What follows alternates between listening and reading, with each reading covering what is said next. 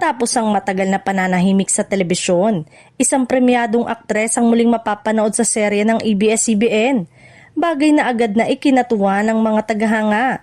Matatanda ang pansamantalang naglaylo ang aktres upang tutukan ang personal na buhay at ilang piling proyekto sa labas ng telebisyon.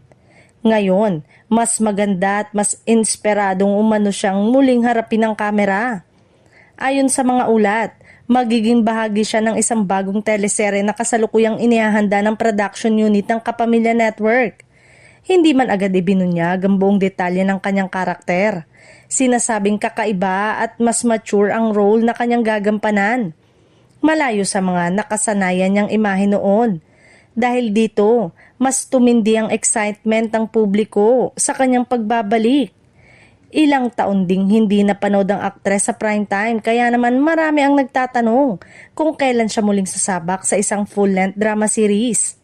Sa mga panayam, ibinahagi niyang pinili niyang magpahinga upang mas pagtuunan ng pansin ng kanyang sarili at pamilya.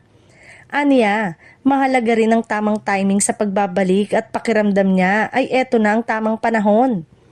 Hindi rin maitago ang kanyang mga taga-suporta ang kanyang pananabik. Sa social media agad nag-trend ang balitang comeback ng aktres. Kalakip ang mga throwback clips ng kanyang mga dating matagumpay na serye.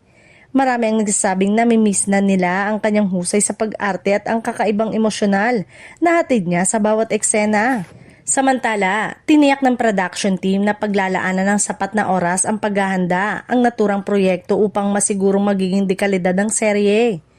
Makakasama rin umano ng aktres ang ilan sa mga batikang artista at bagong henerasyon ng performers.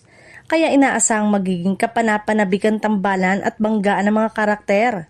Sa kanyang pagbabalik sa ABS-CBN, pinatutunayan ng aktres na ang tunay na bituin ay hindi kumukupas, lalo lamang nagniningning sa paglipas ng panahon. Abangan ang opisyal na anunsyo ng network tungkol sa petsa ng premiere at iba pang detalye na inaabangang serye.